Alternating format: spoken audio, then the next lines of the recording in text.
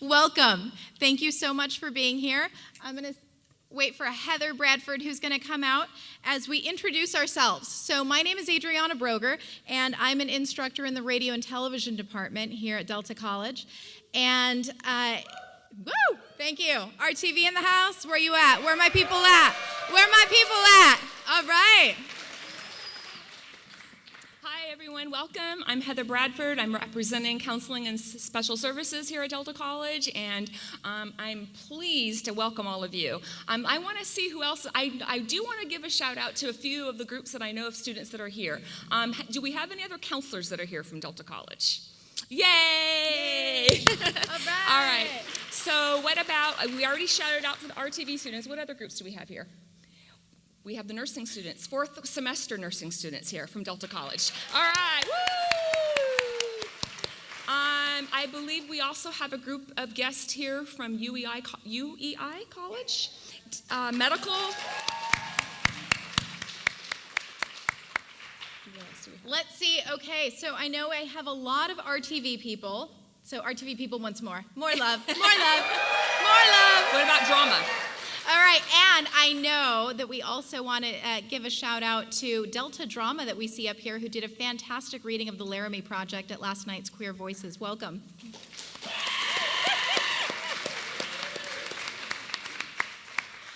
Do we have any other Delta students here that we did not mention? Stand up, woo! You all matter. No, we're gonna, so that's Marsha. There you go. And I know we have students here representing our Delta College Pride Center. Absolutely. Woo!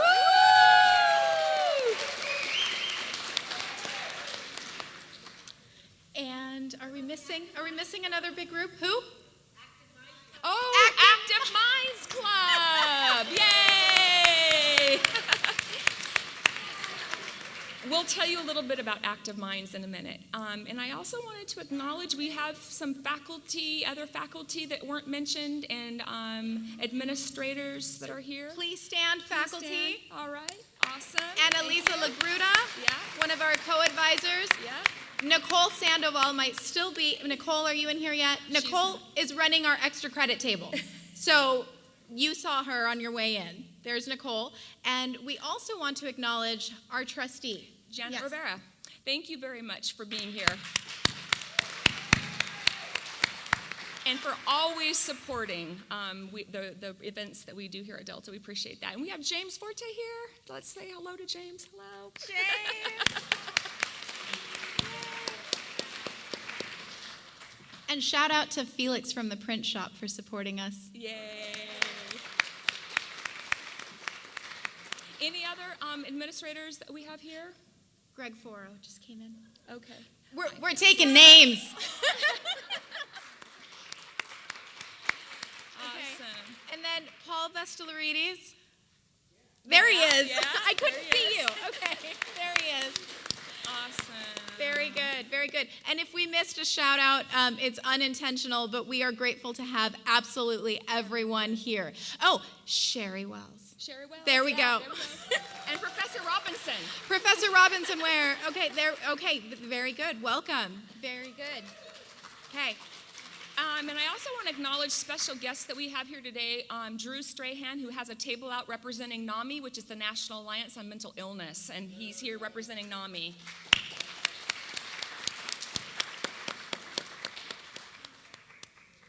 So much love here today. All right, so I'm going to go ahead and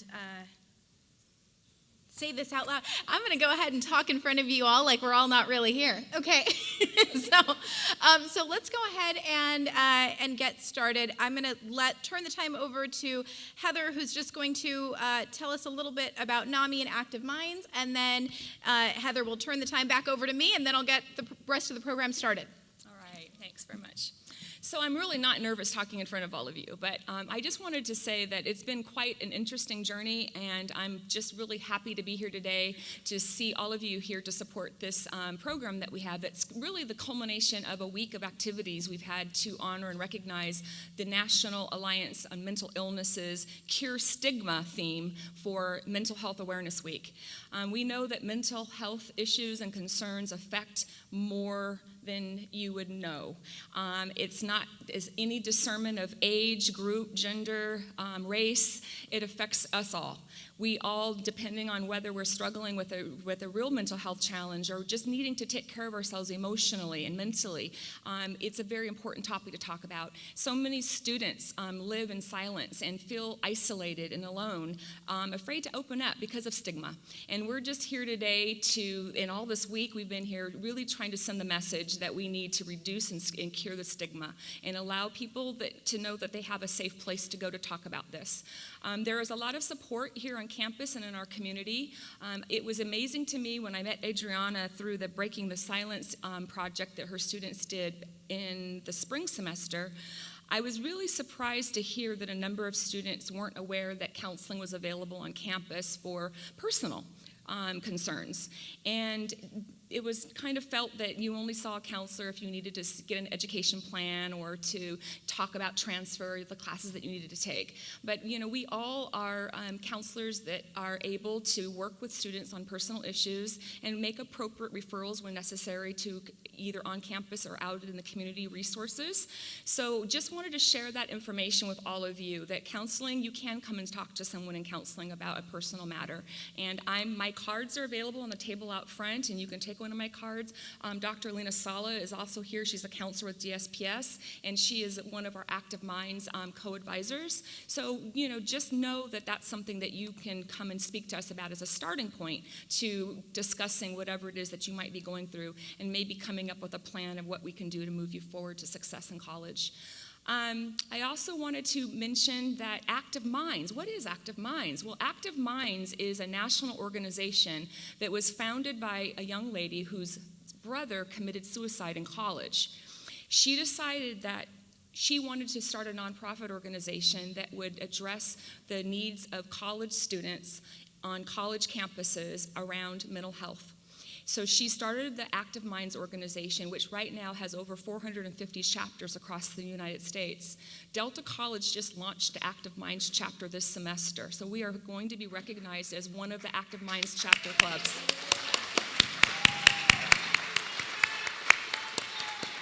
Yeah. We are one of the only community colleges in this area that has an Active Minds chapter. I believe the closest Active Minds chapter to us is at Sac State's campus and at UC Davis's campus. So I'm very, very happy to announce that that is going to be another way that our students will be working together on a peer-to-peer level to spread the word around ending stigma and finding some more support around mental health concerns and issues. And also the liaison that we don't have NAMI on campus in a formal way in terms of a support group on campus for NAMI, but we have a very strong liaison with NAMI. We work with NAMI San Joaquin, and I'm a former board member of NAMI San Joaquin, very committed to bringing NAMI on campus on a regular basis to provide information on their signature programs and resources for families and individuals that struggle with mental health challenges. So if you would like to know more about NAMI services, you can see Drew, who will have a table out here in the entryway, and you can speak with him about that following the program. So I'm just thankful and happy that we have a full house today. It's a little nervous when you do something on a Friday afternoon to know what the turnout's going to be, but this is amazing that you're all here, and I hope that you will enjoy as much as I anticipate enjoying today's program. And I'm going to turn it back over to Adriana now. Thank you, Heather. Thank you, Heather. So, like Heather, I am incredibly excited to be here today to welcome everyone to this event, and I'm going to tell you a little bit about why I think this event is so important. So again, I'm Adriana Broger, and I teach radio television, and Heather has been a champion of mental health on campus for decades, longer than I've been here, right? Absolutely. And Heather shared something with me that I thought was really interesting. She said, it's really great when you, as faculty, somebody not in nursing and somebody not in counseling, steps up to say, yes, this is important. Because oftentimes those messages of it being important come from the nursing department or from wellness and counseling. And so people think, you're supposed to say that, right? Yeah, of course you should advocate for that. But the reality is that myself and Annalisa and Nicole Sandoval from Communication Studies and so many others are saying, wait a minute, we're seeing this and a need to talk about mental health and well-being with our students, regardless of what discipline we're in. There is a real need to address this on community college campuses. And for that, we could not be more thrilled to have active minds here. So I'm going to share, thank you. So much love in the room, thank you. I'm going to share some statistics. Statistics say that 1 in 4 people will personally deal with a mental health condition at some point in their lives. Here's more perspective. Even if we're not directly affected, someone we know will be. College students, or specifically people between the ages of 15 to 29, are especially vulnerable because suicide is the second leading cause of death of people in this age group. Depression rates among young people are on the rise. Worse yet, 56% of American adults with a mental illness do not receive treatment. And here's another fact. Every day, an estimated 20 US veterans die by suicide. Another one, African Americans and Hispanic Americans each use mental health services at about 1/2 the rate of Caucasian Americans. Asian Americans use mental health services at about 1/3 the rate. LGBTQ individuals are almost 3 times more likely than others to experience a mental health condition. All of these facts are uncomfortable. I get that. But we need to talk about them. We need to say them out loud. We need to do that to break the stigma. That stigma prevents us from seeking help. That stigma perpetuates silence and isolation that drown us in our own feelings. That stigma disconnects us from people who love us. And it's past time. Events like this are necessary. Thank you, and congratulations to you because you showed up today. All week, we have had events that promote education and compassion here at San Joaquin Delta College. There are champions on this campus who are here to embrace compassion and move towards a culture of compassion. Our theme for this event is Cure the Stigma. Cure the stigma about what, you might ask? Everything. Homophobia, ableism, racism, misogyny, stigma about mental health. We say no, no time for that. Right now, at this time in our history, more than ever, we need to cure the stigma. And what's the antidote, right? We've talked about all these facts that are ugly and uncomfortable. So how do we help it, right? We can't just talk about the problem. The antidote is compassion, empathy, and understanding. Someone who lives that, someone who embodies that, in my opinion, is my friend that you see up there with 2 Emmys, 3 Golden Globes to her name. Yeah, she's an enormously successful woman. She made a name for herself in television, in American sitcom television, at a time where there were a lot of barriers for women. She pushed past, and she became incredibly successful. You might have seen her name pop up on a little television show, probably one of the most iconic American television shows called The Golden Girls, right? Yes, where my fans at? There we go, all right. But beyond that, Marsha has had lots of success, and she uses her platform to give back, to give voice to people who might not feel like they have a platform. I love her for that. And I invited her today, she's my personal friend, and I invited her to Delta College today to share her story and to introduce you to someone very special, Jael Danis. So please welcome to the stage my friend, Marsha Posner-Williams.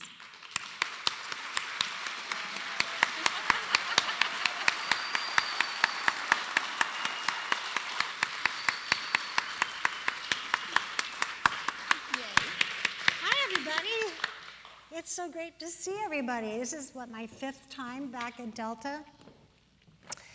Some of you know me, most of you don't. The name of my lecture is Always Use a Condom When You're Having Sex. Wait, wrong lecture. Wait. That always happens. Jeez. So we're talking about the word stigma today. And I actually have heard the word. I don't use that word, but I looked up the word. What does it mean? It actually means a mark of disgrace. Can you believe that? Oh my God, there's so many nurses here. If I have a panic attack, you'll take care of me, right? Okay, good. A mark of disgrace. Why would we, as human beings who have feelings, ever talk about another human being in those terms? I don't get it. Whether you're gay or Latino or black or a girl or old or all these disabled or mental issues, not mental problems, but mental issues. We all have shit going on in our lives, am I right? Yes, okay? So the question is, how do we deal with it? How do we deal with somebody who thinks we have their stigmas directed at us, no matter what it is? And I have been a victim of it. We've all been a victim of it for individual categories or what, blah, blah, blah. It doesn't matter. We've all been attacked or we've all been labeled. Why do we put labels on people? I don't get it. I really, really don't. And in my life, as Adriana Broger mentioned to you, my struggle about the entertainment business was quite profound. So I just have to share my story along with a couple others, and if I go off on a tangent, please try to stay with me because I get so excited that I go from here to here and here like this. Okay. One thing I want you to take away from today is to know that whatever you want to do in life, doesn't matter what it is, nobody has the right to discourage you. Nobody, especially your family. Okay? All right. So let me just tell you a little bit about my story. So when I grew up in Arizona, I always knew what I wanted to do. I knew the business I wanted to work in, which was television. And when I was 19, dropped out of college and started working at the local television station there as a secretary because I had this uncanny ability that I could type really fast. So I get this job. After 2 years of being a secretary in Phoenix, Arizona, I realized nobody was going to give me a chance to move up. We know how conservative Arizona is now, even back then, and I'm old, but it was really conservative back in those days. So if you were a female who wanted a career, assumed you wanted to be a secretary, so much so that in my senior year of high school, I had to write a paper, the whole class had to write a paper of what we want to do, and the class was a secretarial class to learn how to have secretarial skills to go forward in life. I took the class because I knew it would be an easy A for me because I already knew a lot of that stuff. So the paper was what do we want to be when we grow up? And then one page, everybody reads it, everybody got to read everybody else's paper. So here's papers. My future is a legal secretary. My future is a executive secretary. My future, blah, blah, blah. Everyone was secretary, secretary. Then there was this one paper that said, my future as a television producer. And the paper came back with an A, with a happy face turned upside down with tears coming out. And the teacher had written, don't you want to be a secretary? Well, if I had listened to that, I'd be a secretary. But I just knew that's not what I wanted to do. So when I made the decision to leave KPHO-TV in Phoenix, because I wanted to move to Hollywood, here's what I heard. You'll never make it out there. You're a little fish in a big pond. The competition's too tough. You'll be back when you want a real job. And I'm sure in whatever your career choices are, many of you have heard the same thing. Because family, friends they think you're reaching too high, too far. What are you doing that for? Well, guess what? Despite all that, I should say I went to Hollywood. Within 24 hours of arriving in Hollywood, I was back in Arizona, scared to death. Didn't know one person, didn't know what to do, had nobody helping me. My God, they have more than one freeway out there. I don't know what to do. So I stayed in Arizona 2 or 3 more weeks, came back to Hollywood, lasted 2 weeks, back to Arizona I went. I had 6 job offers as a secretary because I could type 120 words a minute, which I can still do, by the way. Keyboard smokes. It's great. So I had to decide, do I want to stay and be safe, but always wonder the rest of my life, what would have happened if I'd had the guts enough to do what it is I think I want to do? And that attitude, what's the difference between a goal and a wish? It's your motivation, right? You either do it or you don't. Your choice. So I went back to Hollywood, and I must tell you, my first 2 years there were so terrible, so awful, that they culminated in me taking a job at night so I could try to figure out the business during the day. I took a job. Did I work at a hotel? No. Did I become a waitress? No.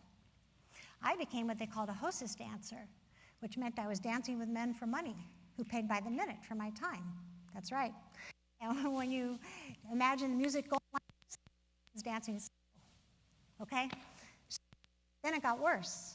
Had to hawk everything to pay my $115 a month rent, and then things got worse.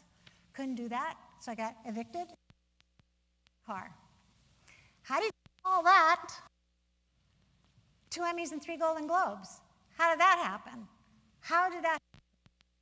Well, in whatever our issues are, however people treat us, it's our attitude that will make a difference. Because, unlike many people feel, which is our quality of life is based on our circumstances, many people feel. My husband left me, the dog died, I failed a class, those are the circumstances, so I'm fucked. That's what people think, okay? But the truth is, our quality of life is based on our attitude about our circumstances of life, right? Okay, but the hardest thing to realize is that the choice is yours. Everything we do in life is a choice, everything. And when shit happens to us that is out of our control, how we deal with it is our choice, right? So if whatever the situation is, there's a million billion situations every day, but it's how we look at those things that is our choice. And when I see people making the choice to be shitty to another human being just because they don't believe the way they believe, or they don't live their life the same way they believe, that's unacceptable. And I'm not going to let that ruin my life just because they've got a problem with me. Sorry. Those problems come up, you know what I do? I say, think of it like a kidney stone, it'll pass. Might be painful at the moment, but then it's over. But you have to make it over. You are the one who have to empower yourself. And when I see people who park in handicapped spaces and they're not handicapped, all I can think of is, what if it was you? What if you needed a wheelchair and you couldn't park in that space because that asshole just had a park placard, so they figured they could park there? So those are the people who think about me instead of we. Right? Right? Okay, that's unacceptable. But you know what? It's gonna be in our lives, those kinds of people, those kinds of situations. So what we do with it is we have to just deal with it. Now, I want to tell you a story about the first time I ever came to Delta RTV, because this is a great, great story that I tell at every lecture I ever do, which is all over the place. I was in the class. I spent 2.5 days here talking and mentoring and trying to give encouragement to everybody. And we were in a question and answer period with about, 50, 60 kids. And this one beautiful girl takes the microphone. They were videotaping me, so okay. She takes the microphone and she says, what do you do when you're the first person in your family to ever go to college? And your family tells you you're wasting your time, you're throwing away your money, you shouldn't make the effort, just give it up. What do you do?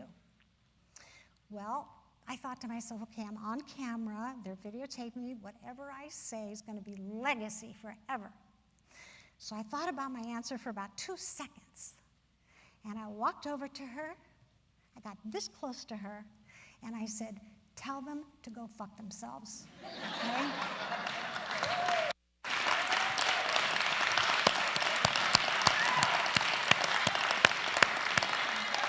And guess what? She went on to win 3 degrees, to get 3 degrees. And is she here today? Ariana, is she here today? She was going to be here today. Okay. Anyway, how about that for a great story, right? So if I'm to be, it's up to me, right? Don't look at this person, don't look at that person to tell you that you're okay in whatever it is that you do, because it's nice to get that, but if you depend, don't put your key to happiness in someone else's pocket. That doesn't work. Your pocket, your heart. Oh, I didn't mean to do that. Sorry, I forgot. Oh my God. Holy cow. I'll pay for the funeral. Okay, so we have to make the decisions about these terrible stigmas of how we treat them, how we look at them, how we are not going to let other people put us down, tear us apart, discourage us.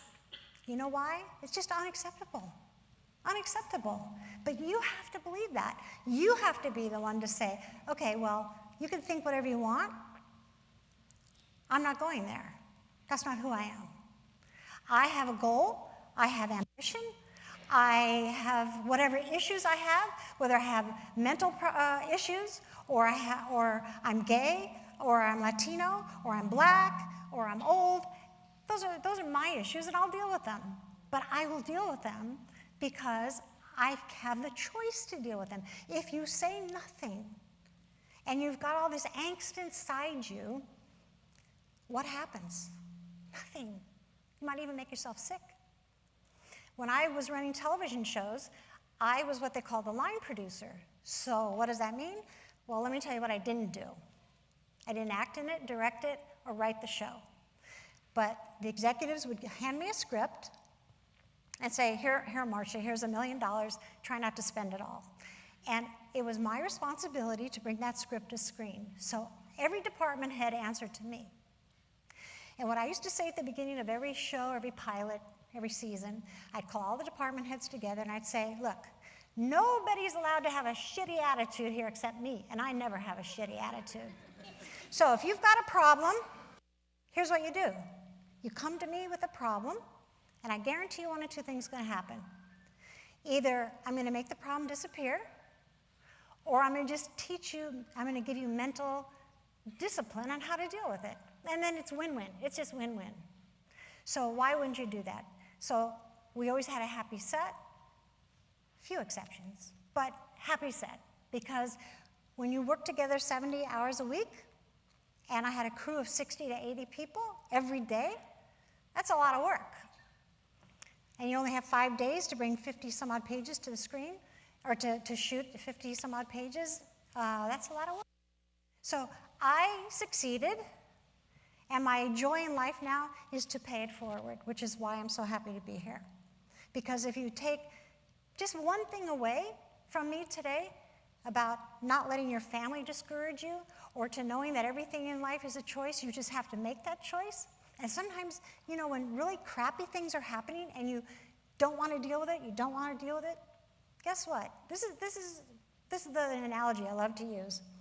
If you're somebody who has an issue and you're reluctant to talk about it or deal with it, picture a person who outweighs you by 300 pounds and they want to fight you.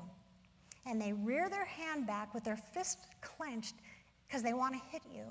And as their fist comes forward, you put up your hand to stop it, right? So you're going like this, trying to fight. If you take your hand away and the fist hits you, it's painful, but then it's over. So if you have an issue, you must talk about it.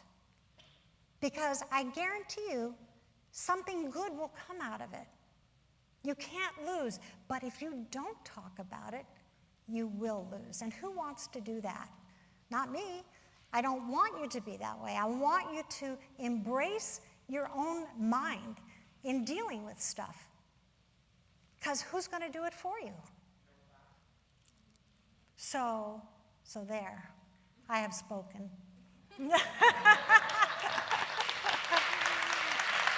So, anyway, so I want to tell you about an extremely special person that I want to introduce you to. And you think you have problems? Let me tell you about this guy. Puerto Rican, Jewish, gay. His mother gave him away when he was 10 years old. And he tried to kill himself when he was 30, twice. And yet, the most incredible person I've ever met is here to talk to you today, to share his innermost feelings and his passion and all the fabulously wonderful, positive things that have happened as a result of him making the right choices. And I'm very proud to introduce you to my friend, Jael Danis.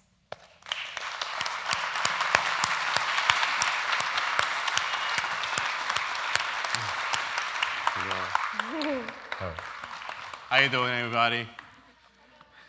So I'm shitting in my pants right now, so don't mind me.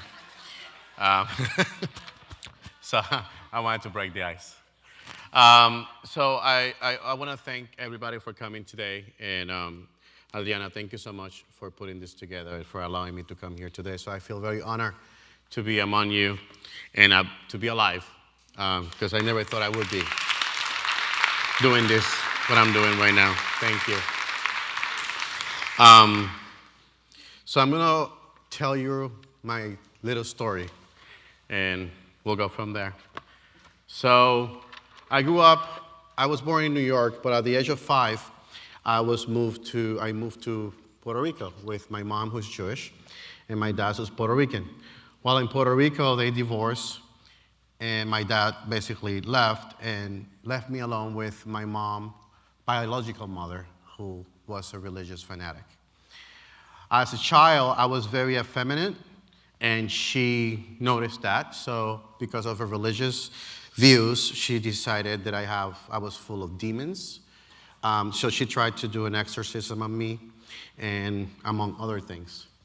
At the age of 8, I decided that I didn't have the love or the attention that I needed as a child from my mom. So I decided to go out and start looking for that outside.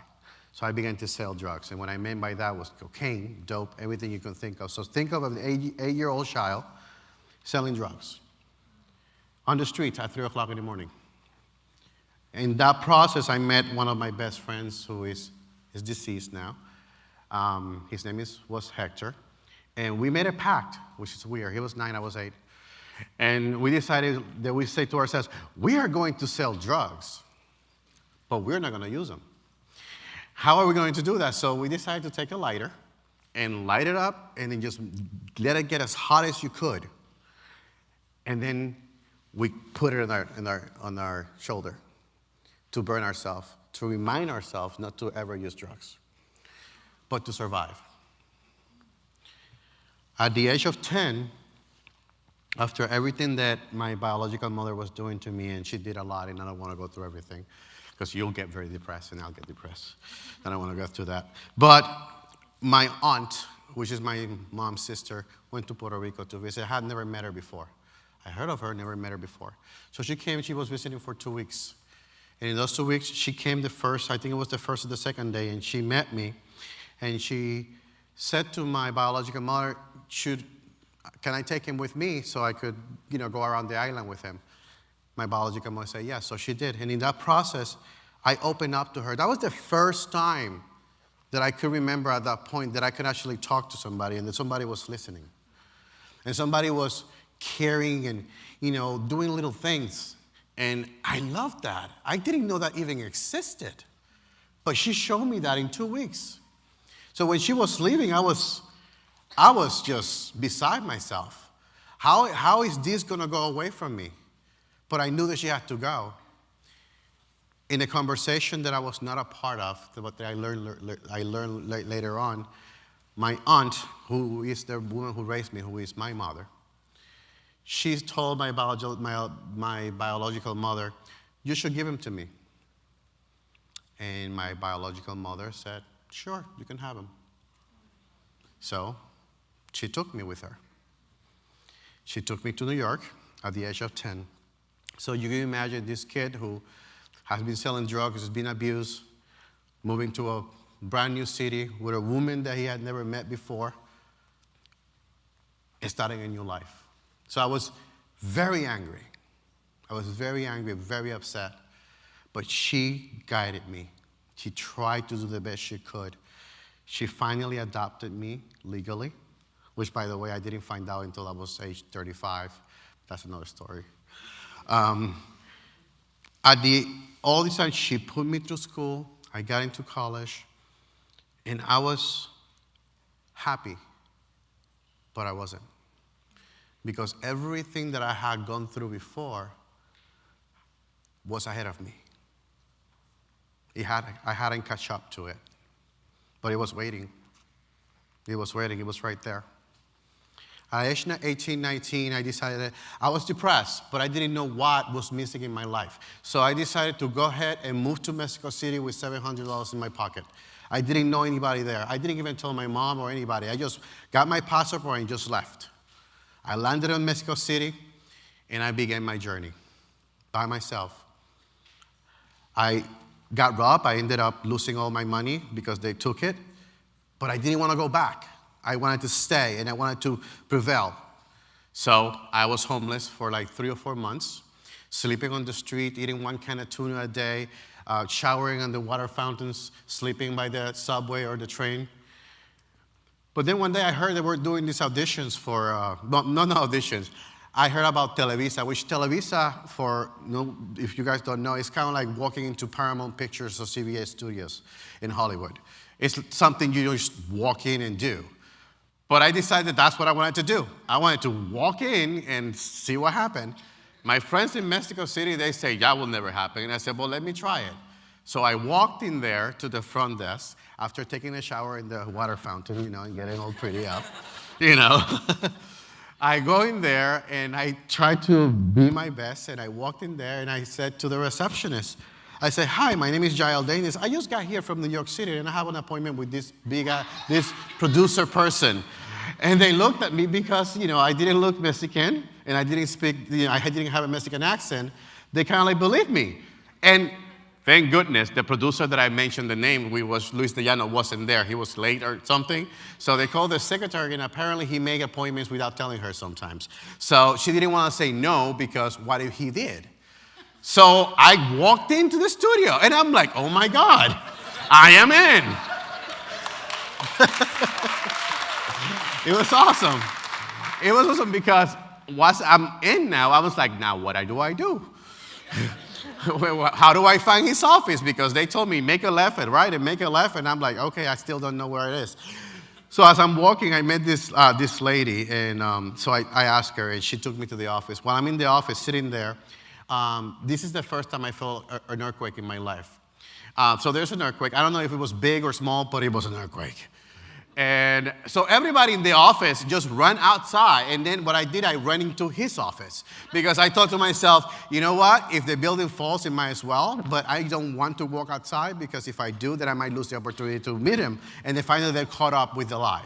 So I walked in, and I hid on the corner of his office behind like a plant. So you can picture me just like this, like praying. That's like, how long is this guy going to take until he walks into his house? So it was like 20, 30 minutes later that he actually walks in. And as soon as he walked in, I literally said, I'm not crazy. My name is Jael Danis. I'm a singer. I'm not really, but I told her that I was a singer. I'm a singer, and I'm a dancer. That I really was. I'm a dancer, and I just want I want you to give me an opportunity. So to make a long story short, he agreed. He liked my passion. So he says, in a week, we're going to be doing an audition for a group, a boy band. Okay, picture it, this and the boy band. Picture it for a second. Push it in a minute, okay.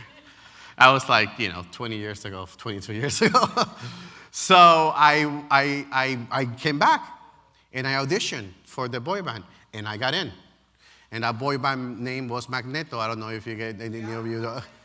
Vuela, vuela. There you go. Okay. So from there, I met who became my first boyfriend. I wasn't out as a gay man, and I met this beautiful Argentinian model. And he kept pursuing me. He kept saying to me, "You're gay." And I'm like, "I'm not." And he's like, "You're gay." And I'm not. And then, "You're gay." And I'm like, "Yes, I am."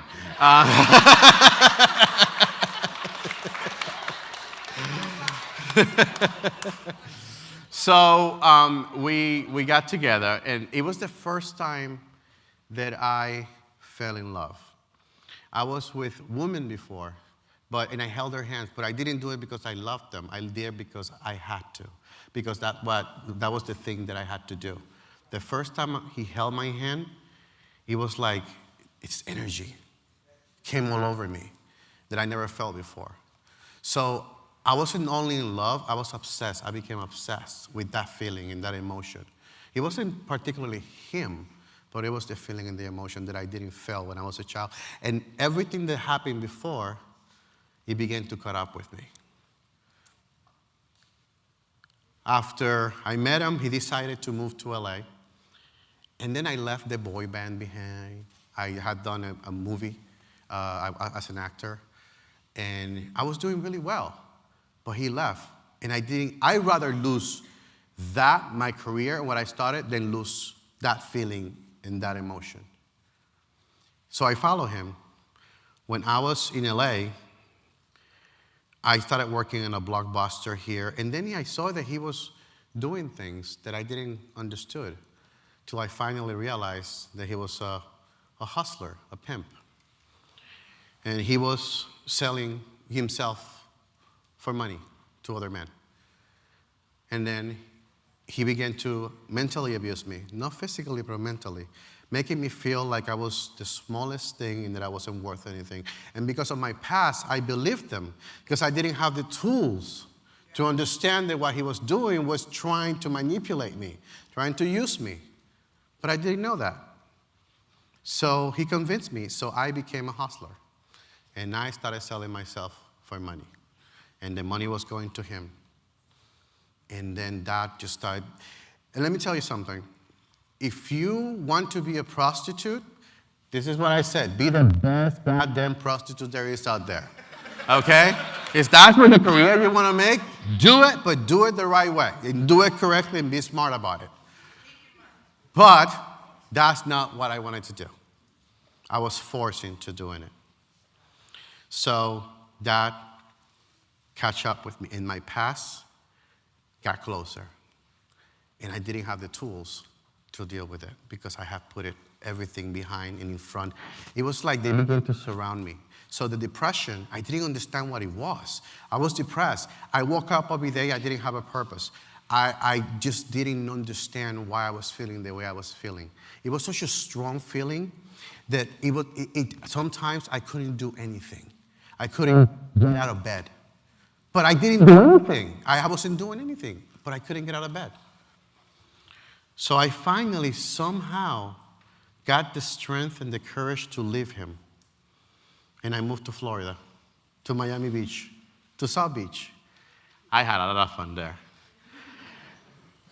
I became happy again, to find myself. But again, I hadn't dealt with the past. And everything was always there. And I always said, I'll be fine. Don't worry about it. Just forget about it. Everything will be okay. But it was always there. There was days sometimes that I couldn't do anything because of the depression. In Miami, I did a lot of things, great things. Produced a lot of theater, and I did a lot of stuff. But I still wasn't happy.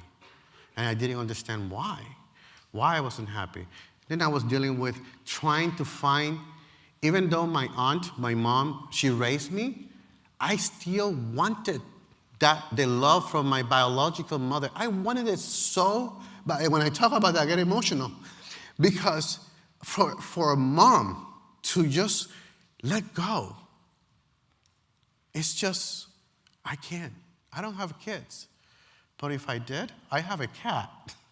I can never let go of that. So I can imagine if you had a child, how can you let go? So she just let go. I wanted answers, but I never got them. So age 30, after everything, well, let me just go back a little bit. Before that, I met who was my boyfriend. Now he's my husband. We've been together for 15 years. Thank you. You'll be glad to hear that. I met my boyfriend at the time. His name is Todd, a social worker and a therapist, which is what I needed. But every time he tried to talk to me, I was like, I am not your client, you know. So he was amazing, but we were the right people at the wrong time because I had to deal with my issues and he had to deal with his issues. We loved each other very much, but we couldn't be together because of that reason. So we were together for a year and then we kind of like split. I moved to West Hollywood, and at that point, everything that I was trying to run away from, all that anger and all that frustration and all that, everything that happened just rushed all in one. It was like this big wave, and then I could not do anything. I felt that if I die, nobody will say, no, nobody will notice. Oh, Jael died. Okay, great, fantastic. That's not a problem. Let's move on. That's what I thought. And that's how deep in the hole I was. So one day, I just had it.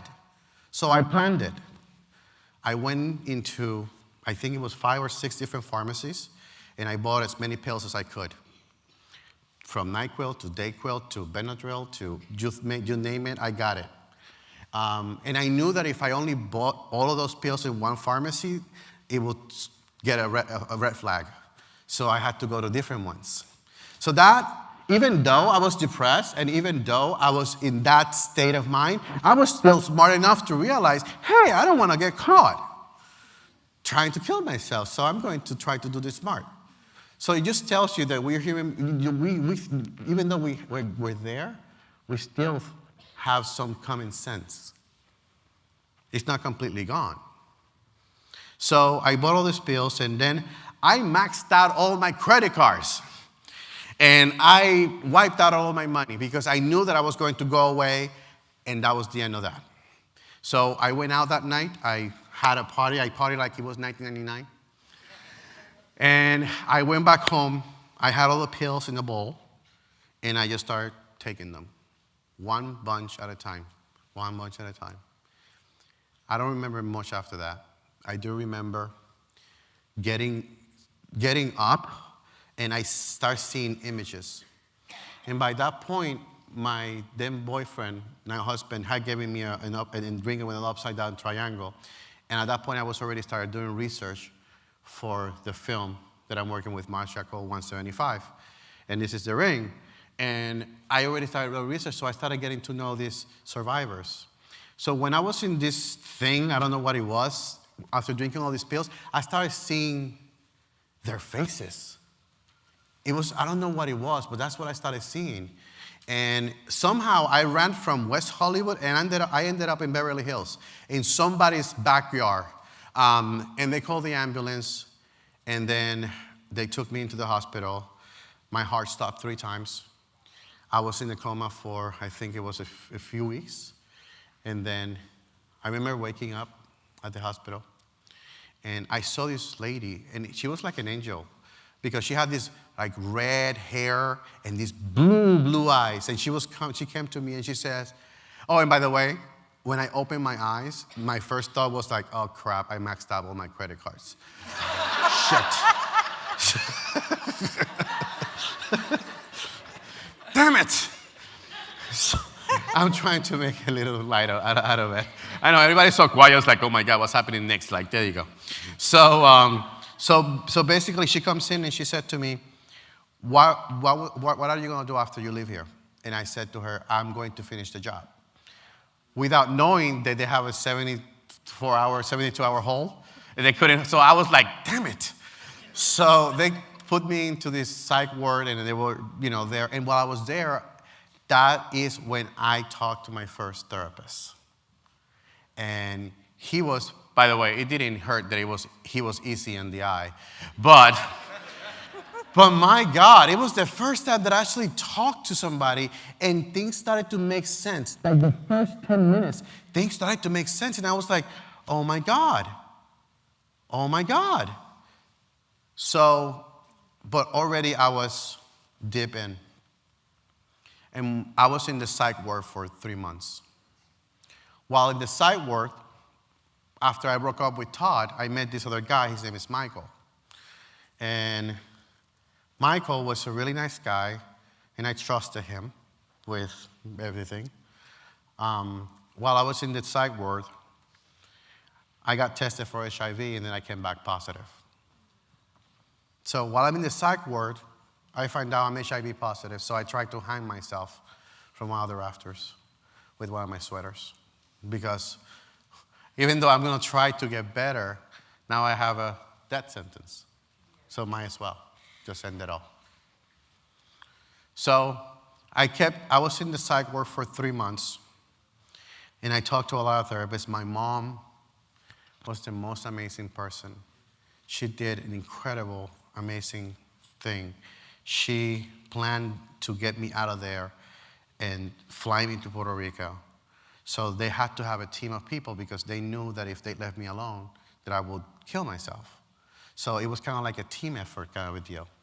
So they got me to the airport. Well, before they got me to the airport, I got to that point. As you know, the Golden Girls was a huge part of my life growing up as a child. They always been like a staple in my life. They always make me laugh and always took me away from the heartache in the bad times. So that was the only time that I could escape. So before I left, I think it was the day that I was going to the airport, my manager at that point took me to the apartment because I didn't want to leave me alone. And he says, you only got 3 things that you can take with you. And I said, okay, I need clothes. I need this thing. And then he was like, you can do one more thing. And I'm looking around, and I'm like, I'm taking the Golden Girls. So I took my DVD collection for the Golden Girls because I knew I couldn't live without those. So I went to Puerto Rico, and in Puerto Rico, at that point, I hadn't told anybody I'm HIV positive. I'm not taking any medications. I'm in denial. I'm not dealing with any of that. So I wanted to forget about it. But my mom, she was quiet, but she was listening. And she just let me be. And when I was ready to talk, that's when she listened. She never pushed me. She just let me be. And eventually I started opening up to her and telling her things. And I remember this day. We were outside, and she was having some wine, and I was having something, I don't know. And I said to her, Mom, I have something to tell you. And then she said, what? And then I started crying. And then I said, Mom, I'm HIV positive. And then she said, and I have diabetes. So what's the big deal?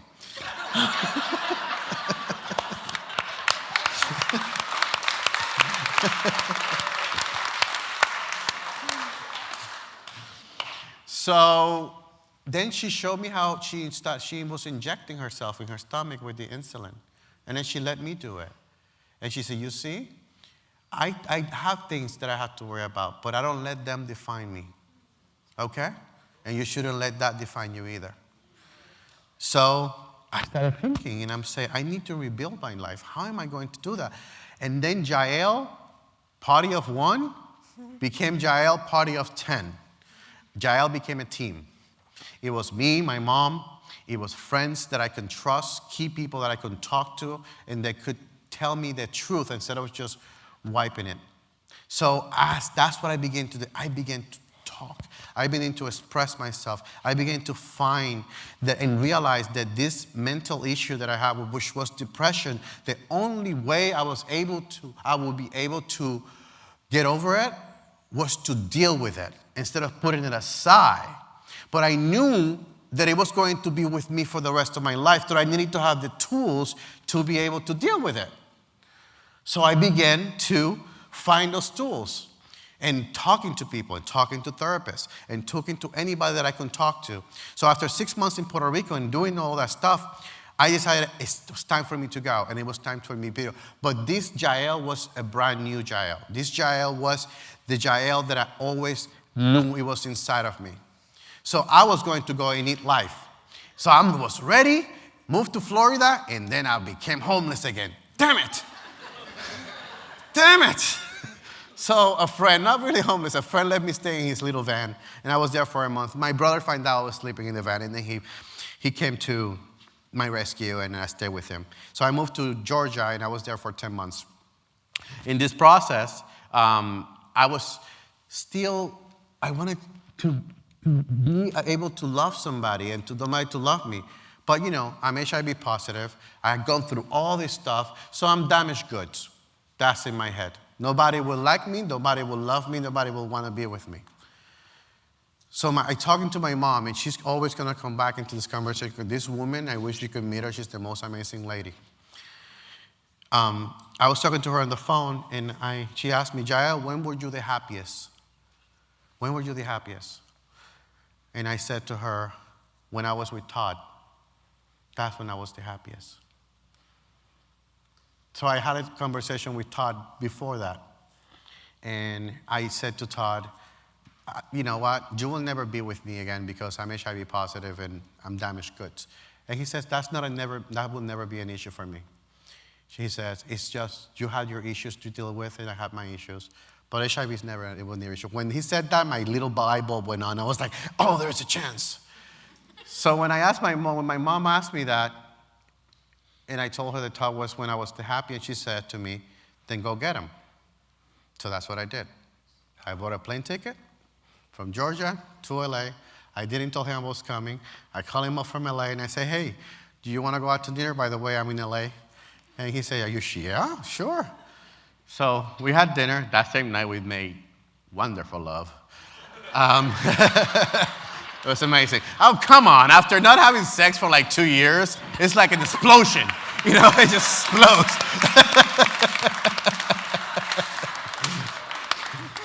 So the next morning, we went out for breakfast, and then he held my hand, and he said, let's give it another shot. 15 years later, we're still together. So,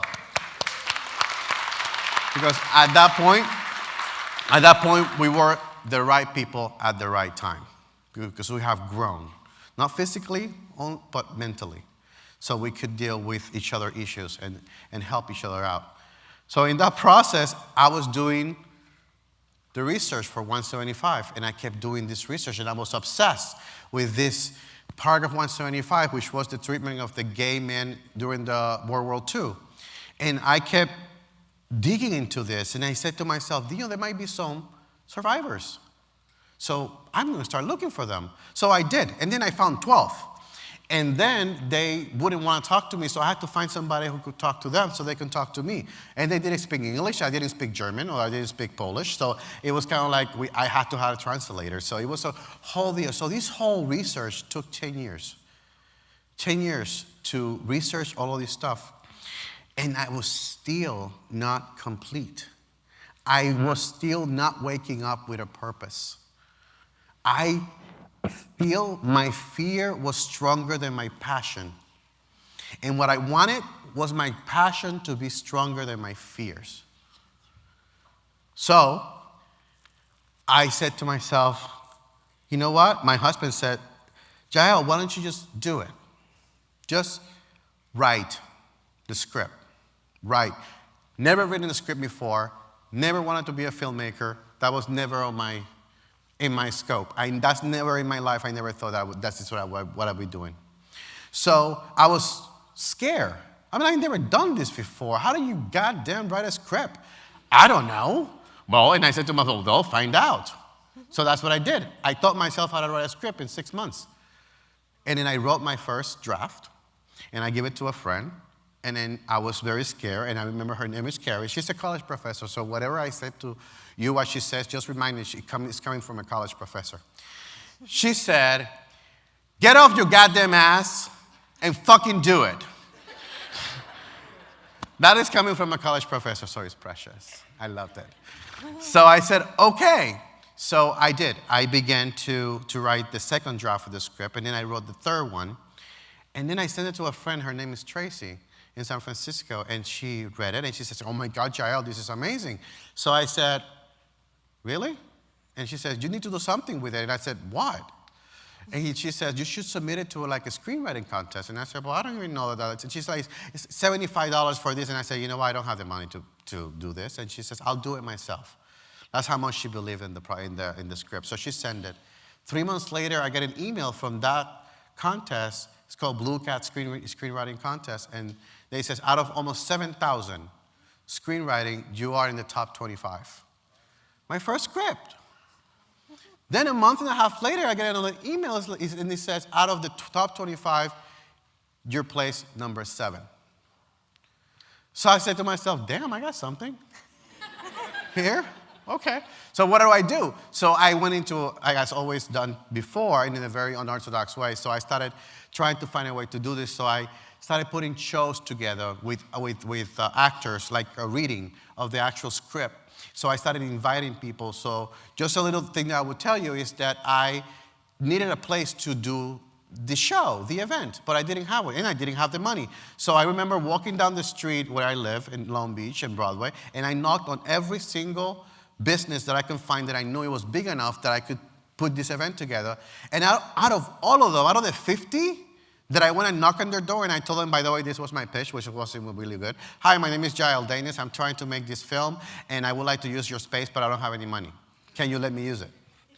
And they'll say no, except one. One said yes. It was a Mexican restaurant. Her name was Olga, and she loved what I was doing. And she says, sure, you can use the banquet room in the back. And I looked at it, and I said, oh, my God.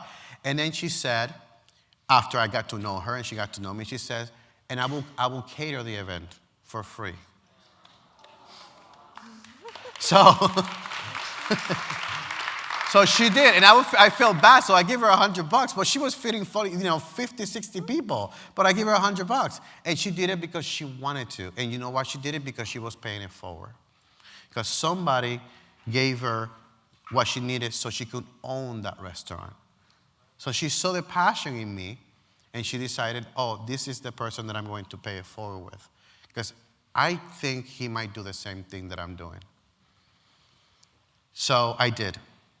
I did the show. It was a full house. And by the way, I printed 5,000 flyers and 3,000 posters out of my own money. And I went down. If you would have walked down Long Beach Boulevard or Broadway or Sunset Boulevard, in every single light post, there was a poster about the show. It was like I did it in like 3 weeks. And I handed out 5,000 flyers. And the place was packed. And at that moment, I met an Emmy Award nominee singer-songwriter. Her name is Ali Bialmo. I met some other people who own theaters. And when they saw this after the show, they said, hey, we would like to bring that show into our theater. And I said, but I have money to pay you. And they said, no, we just want to bring it in because we love what you're doing. And then the Emmy Award nominee songwriter, Ali Bialmo, I met her, I went out to dinner with her, and I asked her, would you write a song? And she says, yes. So she wrote this song called Break the Silence for a documentary called 175 The Journey. So then things kept moving forward and forward. And one of those events, it was the last event I was doing. This lady right here was supposed to come, but she didn't show up. I had an excuse. It still doesn't excuse her. She didn't come. So she's supposed to come, but I still didn't know who she was. And I met this amazing lady. Her name is Nikki Caffey. She worked for the Television Academy. And she came to one of my shows, and she knew Marsha. So she invited Marsha to one of the shows I was doing. She couldn't make it. And then she says, Nikki said to me over the phone, Marsha Posner-Williams, she's not coming. And I said, okay, well, sorry, she won't be able to make it. And then you know who she is? And I was like, no, who is she? She's the, producer, one of the producers for the Golden Girls. And I was like, what do you mean she's not coming?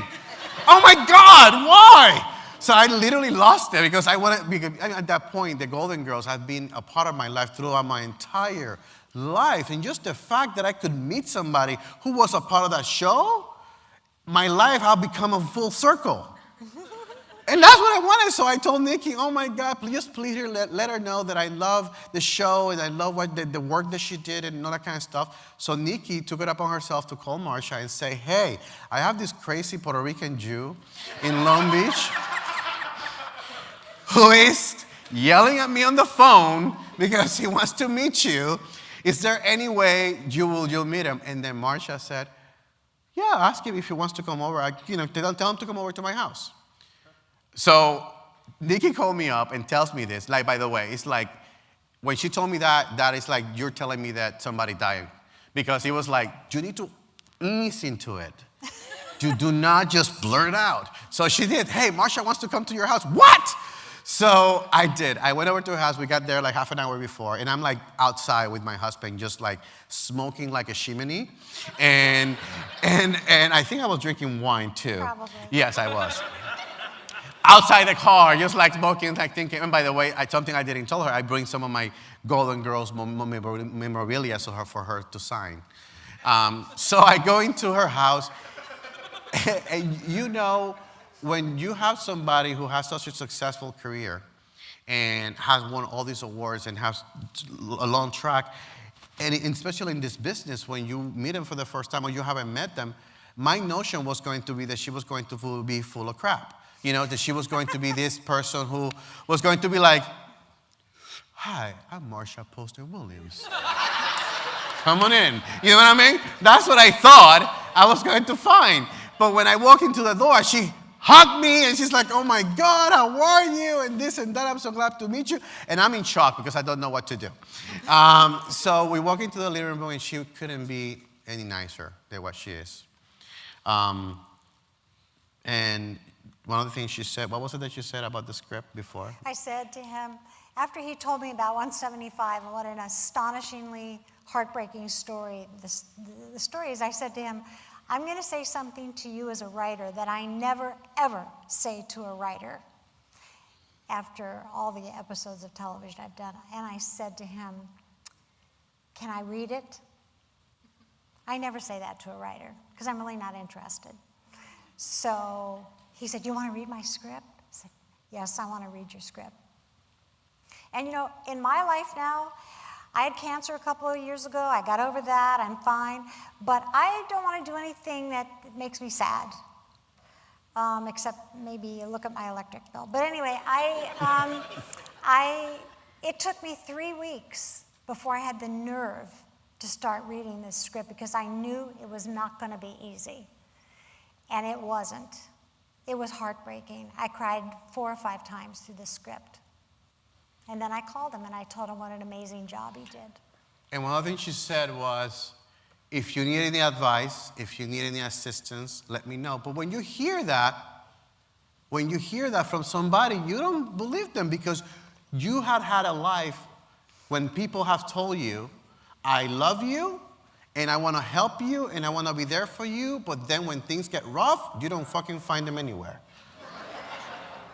So why should I believe her? Why should I believe that when she told me that when I just met her? And she read the script, when I have heard that before, and it didn't pan out. So something else that happened before I met Marsha was this script, 175, after I've written it and I did all the shows, it got into the hands of one of the biggest agencies in the world, in LA, in Century City. It's called CAA, Creative Artists Agency. One of the actors who was doing the reading handed the script to my agent, his name is Michael Cooper, and he called me up and said, hey, Jael, I just had a meeting with a friend. His name is Michael Cooper. He's an agent from the CAA. My response to that was, what's the CAA? I'm like, because that's how much I was into the business. I didn't know anything about the business, so I had to learn what the CAA was. So my naivete actually helped me because I walk into this building, my agent is the same agent as Michael Fassbender, I think that's his name? Yes, the guy, Magneto from the X movies. So so I share a client, he's also his client. So I walk into his office, and by the way, this is something, even though I was going through all of this, my mother always said to me, when you walk into a building, walk like you own it. So I walk like I own the building when I walk into the building, even though I didn't know what the fuck I was doing. So, there's a thing that I always say. When I walk into a place, it's for me to know that I'm shedding in myself and for them to never find out. So I walk in, I have a meeting with him, and I ask him, so what's the deal? And then he basically said, I would like to sign you up with 175. And I said, okay, and then we want to package it. And I said, but what does that mean? So he explained to me, how it goes. But basically, if they want to they'll sell the rights of the script to a studio, and then the studio can take the script and then do whatever they want with it. So just imagine it's like story by Jael Danis, screenplay by somebody else. My name will always be attached to it, but they could make the characters vampires for all I care. I had no choice and no control over that. So I said, no. I'm not selling. You can have me as a writer, but you're not having 175. Sorry, no. So he says, okay. Do you know how big his balls had to be to do something like that? They're not that big. They're like medium. Because, So, no, wait a second. Nobody, let me tell you, CAA is the biggest agency in the world. For an agent to say, I want to represent you with this script, which a first-time writer, unheard of. And then for that writer to say, well, you can have me as a writing client, but you cannot have this script. And for that agent to say, okay, does not happen. It just doesn't happen. But it happened here. I walked out of the office that day because he basically said no that day. 2 months later, I get a call saying, hey, he would like to meet you again. So I went back and he said, have you written anything else? And I said, yeah, I have this thing called the Sipple incident. It's about Oliver Sipple. If you don't know, look it up, Google it. And so he read it and he says, okay, so I got signed up. I got signed by CAA, a 3-year contract. So after that, now at this point, I have written for Mockingbird Pictures, Netflix, Hulu. So you can do any kind of TV stuff I have written. I have do rewrites for scripts for other writers and stuff like that. I get scripts all the time from CAA. To see if I want to work on them or something that I would like to do. So my life completely went from this end to this end within a year. It was just amazing after 175. So after I met Marsha, I already had signed up a contract with a production company called TDP. The production company, they didn't know what they were doing, but at the same time, I didn't know what I was doing. But as the time progressed, I began to learn how the industry worked. So when I met Marsha, she sent me an email when I was thinking about her, saying, how you doing, whatever. So I called her up and I said, hey, Marsha, would you like to produce this film? And she was like, oh my God, yes. And by the way, I didn't know she was like halfway retired or something. So I was like, oh. So she's like, sure. So we got a meeting with this company, TDP. It didn't work out. They were not really out there. But where I was sitting with her in that table, at a restaurant, and everybody has left, I remember I said to her, I have something to tell you. And she says, what is it? And I said, I'm HIV positive. And then she says, okay. And I'm like, seriously, give me something. I need something back. Come on, an expression, whatever. So, but what I'm trying to tell you is that her reaction to me, that's what I needed at that moment. I needed reassurance that I wasn't damaged goods. I needed reassurance that I was a human being and I was worth something. So even though I had a contract with CAA, I was still looking for validation. And I got it. So between all of this, everything that has happened in my life that I never thought in a million years that I will be sitting across from Drew Barrymore, telling her that I was upset that whatever. I never thought that would happen. I never studied to be a writer. I never studied to be a filmmaker. I have won awards, and I go up there into stage, and I said, I didn't go to school, but I feel so privileged to be among you. And I feel secure now, and I feel confident, and I wake up with purpose, because now my passion is stronger than my fears.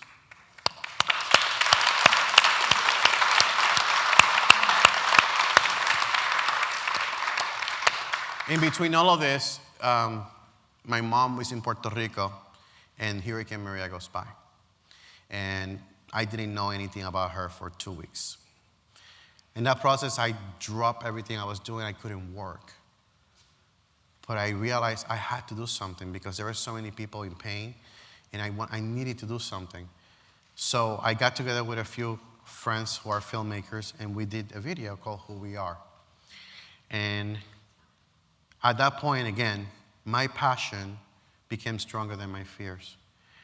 And what I want to show you right now before we go on, and I'm almost done, I want to show you that video.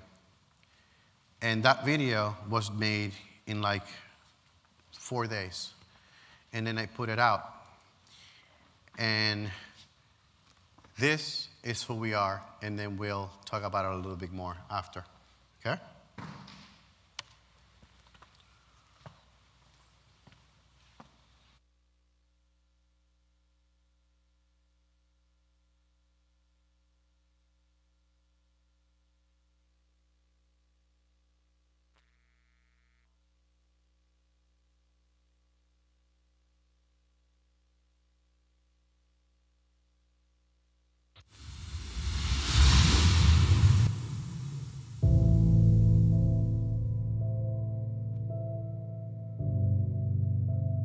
Growing up in this place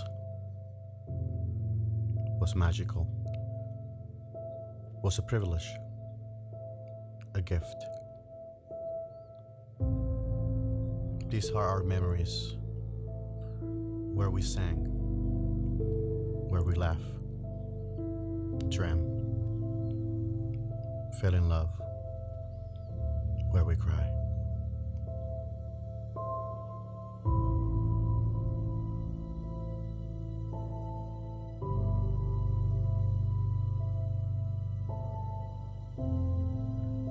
These mountains have seen many things. They have seen the sun, the moon. They have felt the wind for thousands of years. Where the Taino Indians ran, where our culture began.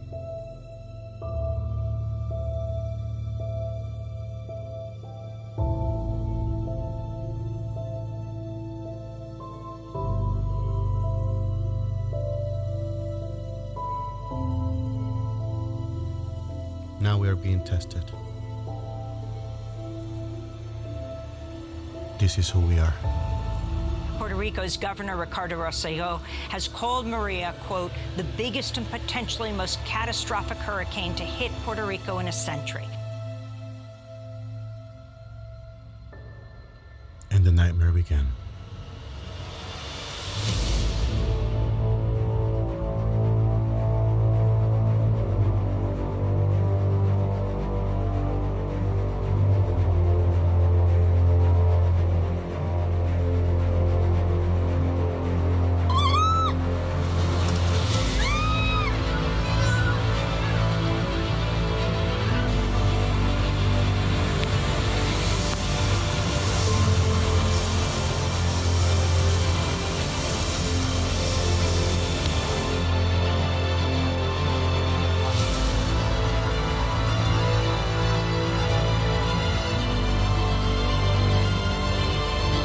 We felt the wind. We felt her fury. But it wasn't enough. Not for us.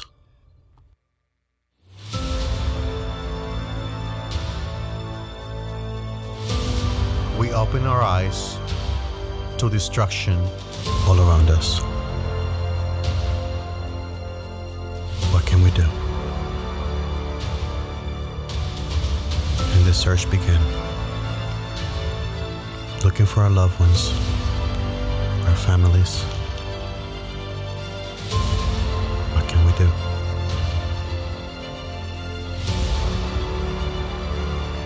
But heroes emerge. Poder darme información de mi abuela que se llama Milagro Rivera frente a la Tasca. I just recently saw images of the rest of the island, and is really heartbreaking. Yo estoy tratando de mantener la calma, pero tengo mi corazón roto y tengo la habilidad de ayudar.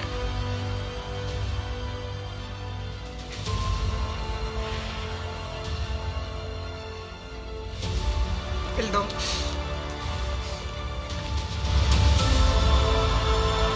It seems like we are down, but we're not.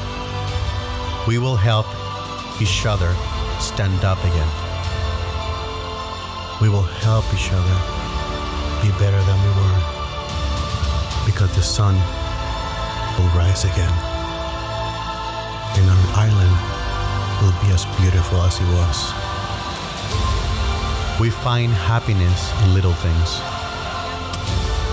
We are resilient people. We find joy, and we dance and we cry.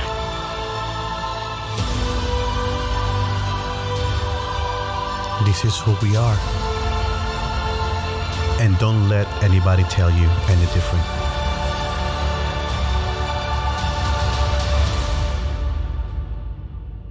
The sun will rise again. And just like the Taino Indians, we will rise. Because we say ay bendito. Because we say mi amor. Because we are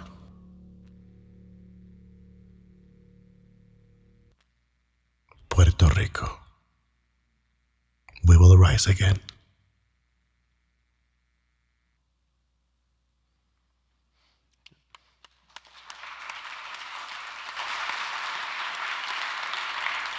Okay.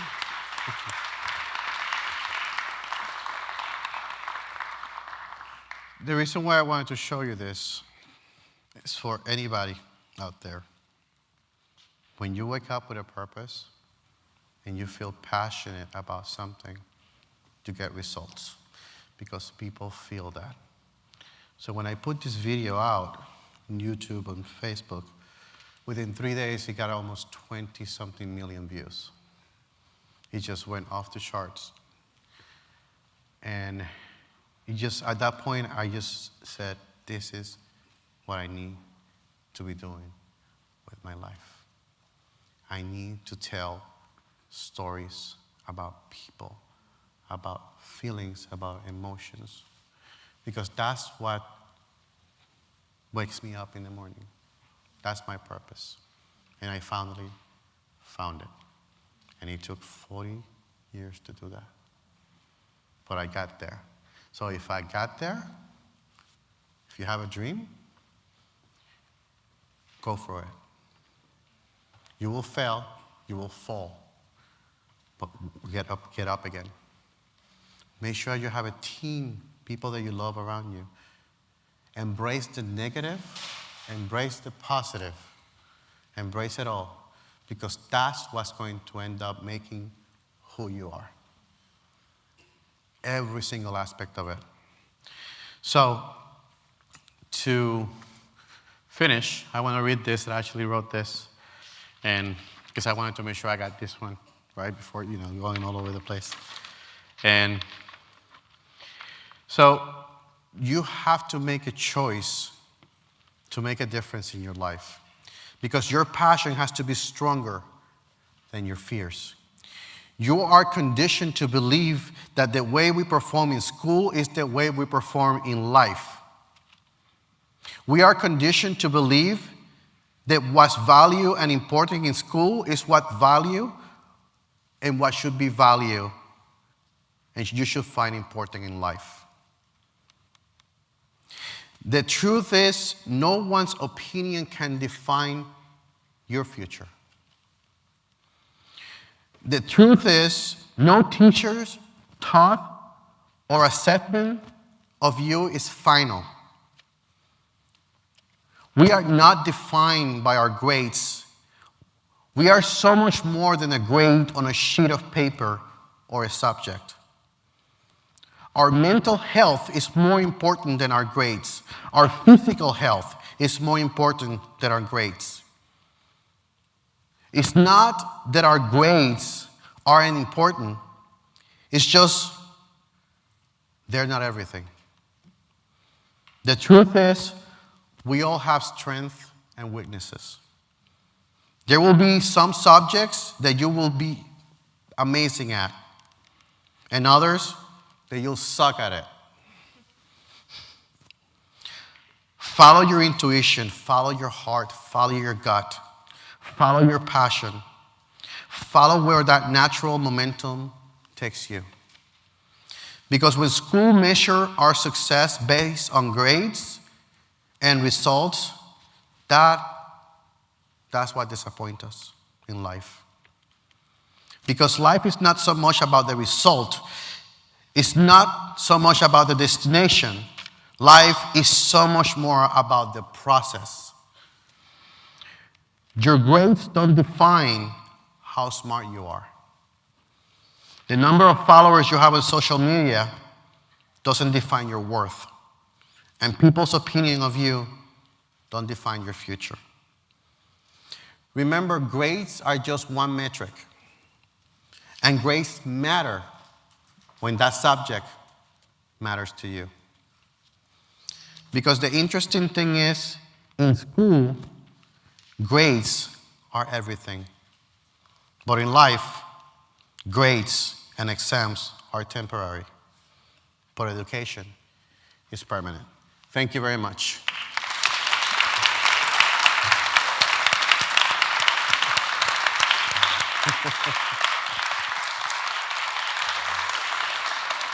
All right.